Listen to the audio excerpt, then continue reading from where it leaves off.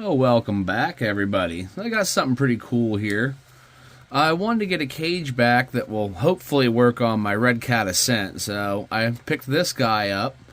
And it's an Injora cage back, about $30. I think it was $29 and some change. And it arrives in just a clear plastic bag. That's why I went ahead and opened it, make it a little quicker.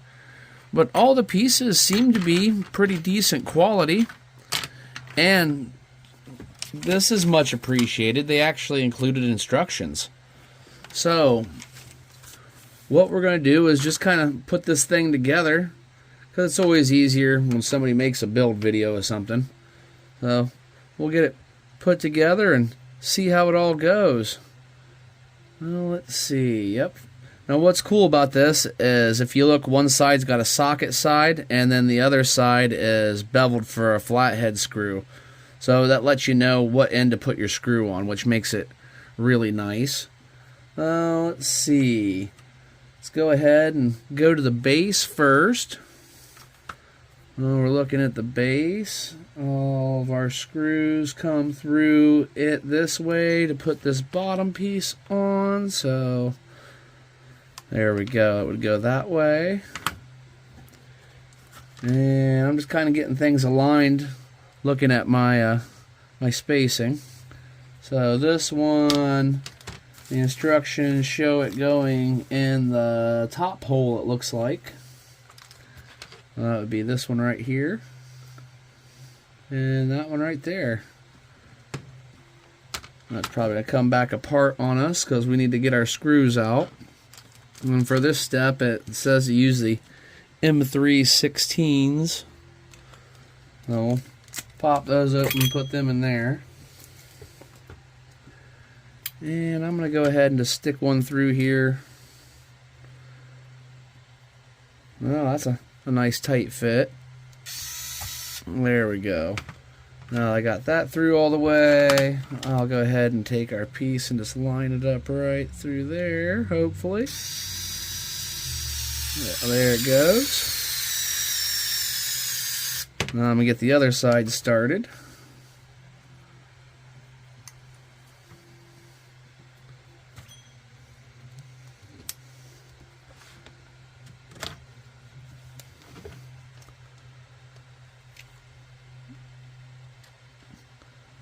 Six-volt driver makes things a lot easier when it comes to running this plastic stuff together,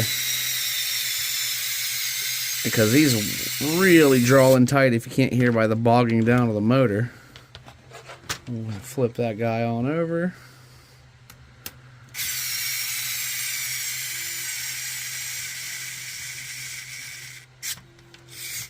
I have to actually draw that one the rest of the way in by hand.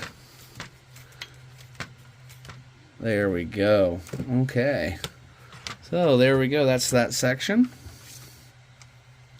And the next piece we're showing going on will fit in the top.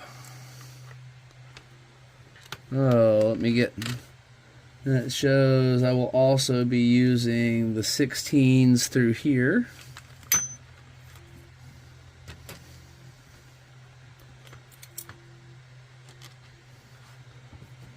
Got those lined up.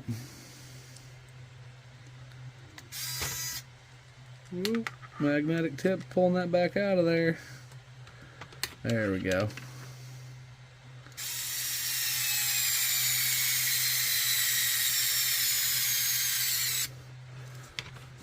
I'm glad I'm using an electric driver, because from the sound of it, I think these things would be quite taxing on the wrist to try to push all the way in by hand. There we go, draw it up nice and tight.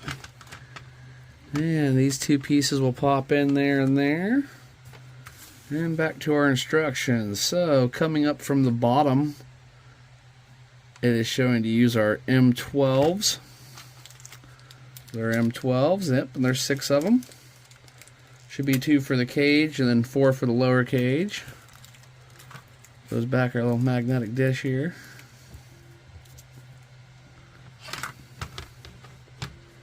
Flip that over.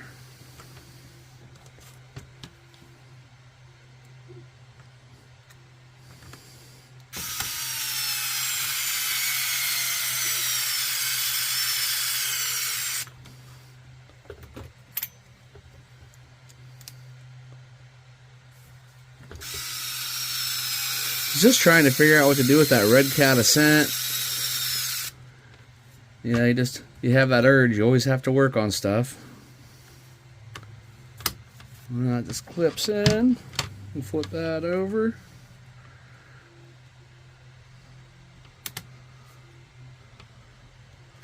Everything will line up nice there.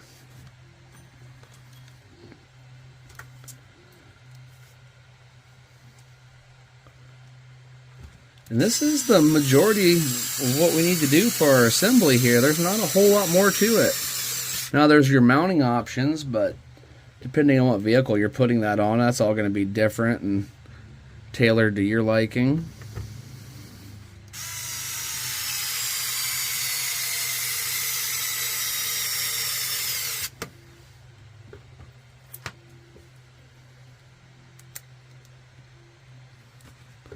Yeah, if the lights are a little flickery, a little noisy, I got the 3D printers running and for some odd reason they make the lights flicker a little bit.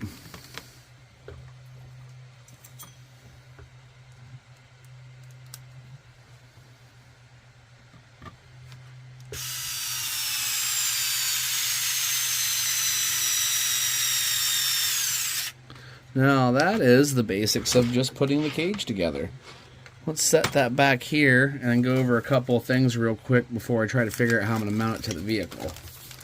So they include quite a bit of different little hardware pieces for this. Set up here. You've got this rack here, which can be mounted so you can actually mount to your frame rail in the back. Not sure if we're using that or not. And that you get these 25s because right here you actually have a few of these sleeves, and these sleeves can go in the front of the cage here and here, and that'll allow you to drill through your body and actually mount it to the cab of whatever vehicle you're using if you choose to do that, or you can just mount it to the back and make the cab removable. And it also includes, see, yep, there's the wing nut, this little wing nut feeder here. And that would go right here, and that'll allow you to mount a spare tire across the back right in there. So I'm going to get the Ascent out and just see how it goes. Well, this cage is way too wide for the Redcat Ascent. The cage is the same as the width of the wheelbase, so it sticks out way past the body. And to be honest, I probably should have done a little more checking, but I thought the cage looked cool, so I was ordering it regardless. I figured I'd make it work on something, and here we are. Another Redcat. Now, we'll put it on the Ridge Runner. I think it's going to fit pretty daggone good on the Ridge Runner. It's pretty close to the same width. The height-wise, I think it's going to work out pretty good. So I'm just going to try to get this mounted up to this. I'm going to cut my body right across here and see if I can figure it out from there. Well, let me try to explain what I've been doing here to the best of my abilities, because it's been a real hack slash job here. Because when you cut the back out, you no longer have anything to attach to. That's just all an open bay. And what I did is I removed, and you can see it did stretch the Lexan a bit there. This isn't the nicest job I've done, but I think it'll be alright once it's all done. I took the corner screws out and drilled the very far corners of the cab. If you do that, you can get them through there, but barely. It'd probably actually be a better option to drill through here and make new holes through the top rail. But that's why I'm doing these experiments, so you know where to go. And then after that, I cut out the back of the bed. And I flipped that around and stuck it on the inside. So the trim lines will pretty much face up there. You can kind of maybe see how I did it. And once I got it in place, I used the Gorilla Glue. This stuff here. And I put that in between these two pieces and clamped them, as you can see. And then I used this medical tape to kind of help hold as well, and I'm going to let that set up. I've drilled 2 holes through here and used M3s, and they will go through. I can actually, this should be sturdy enough, I should be able to flip it over and show you here. Okay, so they go through and go through lock nuts in the back. You can see when that's all clamped up, it doesn't look too daggone bad. Now on the back here and between these struts in the middle, I'm going to have to cut some of that Lexan out because it will hit on the battery tray right there. But once I get that down, I think we're going to be in good shape. So let me let this set up overnight and I'll get back with you momentarily. This just came out looking cooler than I expected it was going to. I love it. It just looks awesome. Everything lined up nice. I was able to use the provided hardware with just drilling a couple of holes. So what I did there is that mounts down through here. And then I used two 12mm plastic hexes I had to fill the gap on each side. And I drilled a hole through each side, then ran the M3s that they had also provided in the kit through there. To the mounting on the cab itself, I ended up bolting through right here. I came through this pre-mounted piece on the cage and put an M3 there with a nylon lock nut. And I cut a piece of this fuel tube and I put that in between the spacing so it's kind of rubbery, gives it just a little bit of flex, almost like a little bumper, but it seems to work out really good. The glue held up phenomenally. Everything seems to fit really nice. It sets really level and is correct. And this bottoms out perfectly right against your steel chassis. And you just drill two holes. So when you take off your front pins, pull that off, you now have a hinge. So you've made yourself a hinge body with that, which I'll have to get it all lined back up to drop back down. There we go. And you now have a hinged body. I'm going to throw the spare tire in the back, see what it looks like. We'll take one more look at it, and then I'll leave you all alone. Here we are from a more above view looking at that back, and man, I like it. That's a really good looking cage. I'm glad I had this truck though, because this cage is so wide I don't think it'd work on anything else. But, you know, I just ordered the cage, found the truck to go for it. Turned out to be the Ridge Runner. Happy accident. It looks better than it did before, so I'm going to call that a win. Hopefully I've ironed out a few of the kinks of the do's and do nots with this thing. And if you find it useful, that is excellent. I'll go ahead and leave a link for this cage. It says like $30. It's a pretty awesome cage, but it is super wide. But everything worked great. I think the truck looks awesome. There is no chance of me rubbing up on that now. I think we're in pretty good shape. Even with the four-wheel steering, yeah, I think we're good.